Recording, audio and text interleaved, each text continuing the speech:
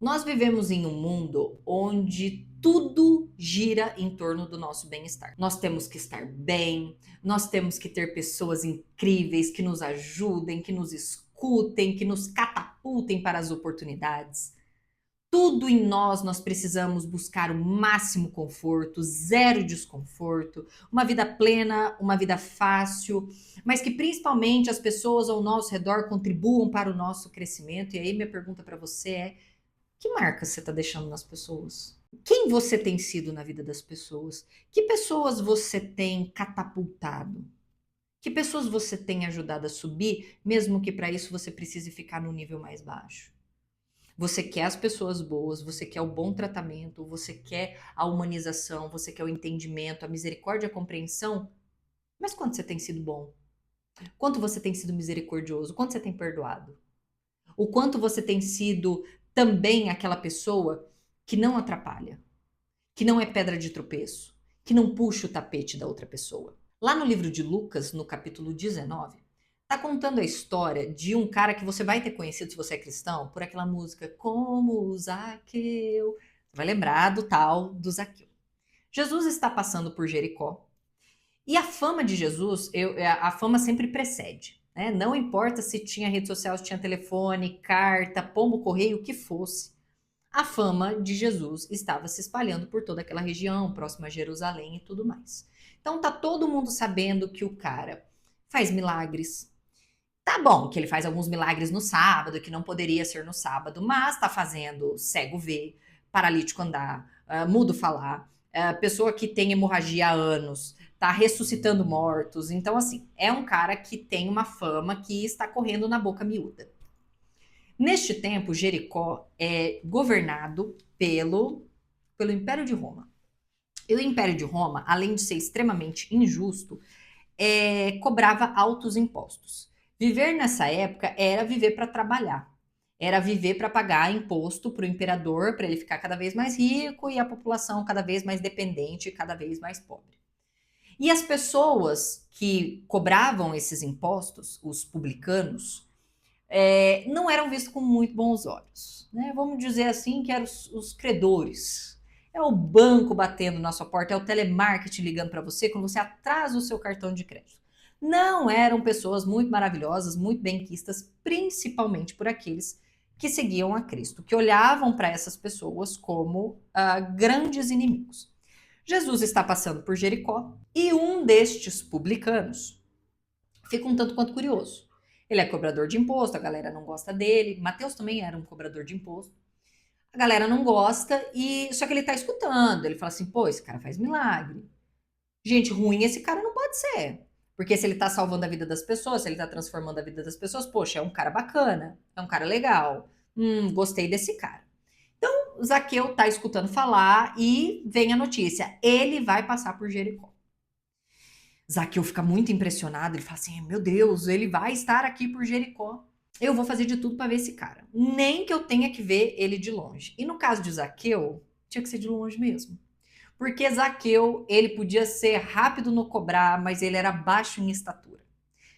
Era, como eu diria, a mentira, né? Tem perna curta. Zaqueu era um homem de baixa estatura. Isso está lá no capítulo 19 do livro de Lucas. Então, Zaqueu, quando Jesus está passando, aquela multidão, porque Jesus nunca andava sozinho, aquela multidão toda em volta dele, ele tentando chegar, tentando enxergar, baixíssima estatura, quase o tamanho de uma criança, ele olha e vê uma figueira, uma árvore.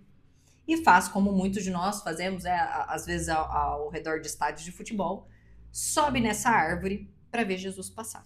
E ele sobe numa atitude muito corajosa, diria, né? De fé, do tipo, eu vou dar conta de subir, eu vou ver esse cara. E essa atitude de Zaqueu não passa despercebido para Jesus. E aí Jesus olha para Zaqueu e fala: "Pode descer daí que eu vou jantar na tua casa." Imagina, o cara não tem estatura, não era um inimigo ali do povo, tanto que quem segue Cristo fica pé da vida. Como é que é? Você vai entrar na casa de um pecador? Você vai ficar com esse, né? Jantar com esse cara? Tá doido? A galera fica sem saber, mas o meu fato aqui não é o que acontece depois. Sugiro muito a leitura do capítulo 19. Mas e se não tivesse essa figueira? E se não tivesse esse degrau? Porque eu fiquei imaginando que ele é baixa estatura. Nem sozinho esse cara deve ter conseguido subir. A mesma pergunta que eu faço quando, por exemplo, Jesus ele está numa casa, se não me engano é Barnabé, mas eu posso estar errada aqui, e ele está pregando e chega, a fama de Jesus precede, está todo mundo sabendo que ele cura, que ele faz milagres. E aí um grupo de amigos se junta para levar um paralítico até onde Jesus está. E a mesma dificuldade encontrada por Zaqueu é encontrada por eles. Porque nessa época eu não estou falando de cadeira de rodas, eu não estou falando de muleta, é um paralítico. Ele não consegue andar, ele precisa dos amigos em volta para conseguir carregá-lo. Aí não mais do que isso, a casa tá lotada, a casa tá cheia, não tem a menor possibilidade de eu ter acesso pela porta.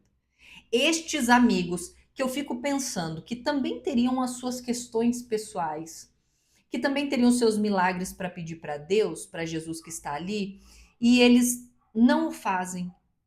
Eles pegam o paralítico, vão até o telhado da casa, porque eram casas com lajes, fazem uma abertura no telhado para descer o paralítico.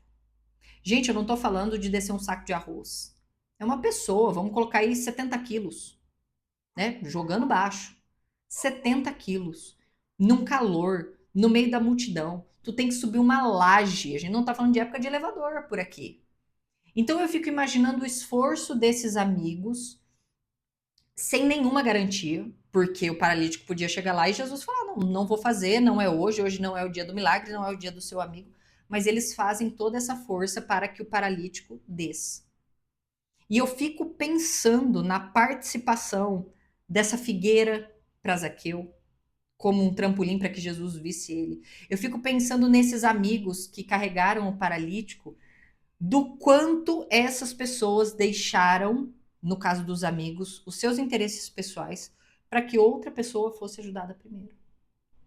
E aí, no mundo onde eu preciso ser servido, onde é o meu bem-estar e o meu conforto que importa, onde sou eu em primeiro lugar, eu no centro de tudo, quantos de nós têm feito algum tipo de esforço para ser trampolim para outras pessoas? Para colocar o nome de outras pessoas em oportunidades que escolhe? Para ajudar a divulgar o trabalho de alguns amigos? Para guardar a sua dor no bolso e às vezes parar para escutar um drama, um problema que algum amigo tenha enfrentado? Para ao invés de discutir com o marido, com a esposa em casa, parar para tentar entender o que é que está se passando? Ao invés de simplesmente não lavou a louça, não ajudou com isso, não comprou tal coisa. E aí eu fico pensando, a nossa parte está sendo feita? Será que uma pessoa, quando me encontra, ela sai melhor depois do encontro? Porque a gente tem que ter em mente que o cristão, às vezes, aquela única pessoa que a pessoa encontra no dia, vai ser a Bíblia que ela vai ler no dia. Por uma palavra que você deu, por uma atitude que você teve, por um comportamento que você teve, por algo que você iluminou na vida dela. E aí, vivendo nesse mundo de eu, cabe espaço para eu pensar no outro? E aí eu vejo, quando eu falo algo a respeito nesse sentido, diversos comentários de pessoas dizendo, mas o outro, mas tem uma pessoa difícil, mas aquela pessoa não merece. Colocando-se sempre, né, como o grande juiz, dizendo, meu amor, ele é bom, mas ele é por merecimento. Ele vai para quem eu escolher, para quem eu julgo que é bom. A minha consideração, o meu serviço é para quem eu julgo que merece. Mas o evangelho de Cristo não é assim. O amor é irrestrito, o perdão é irrestrito, a misericórdia ela é irrestrita. Que hoje, mais do que a sua própria satisfação, o teu maior desejo ser uma pessoa que impulsione pessoas. Pessoa que goste de pessoas. Pessoas que no mundo que está cada vez as pessoas isoladas, a gente ande na contramão. Se relaciona... Ah, mas as pessoas são difíceis. Você também é. Você é muito difícil.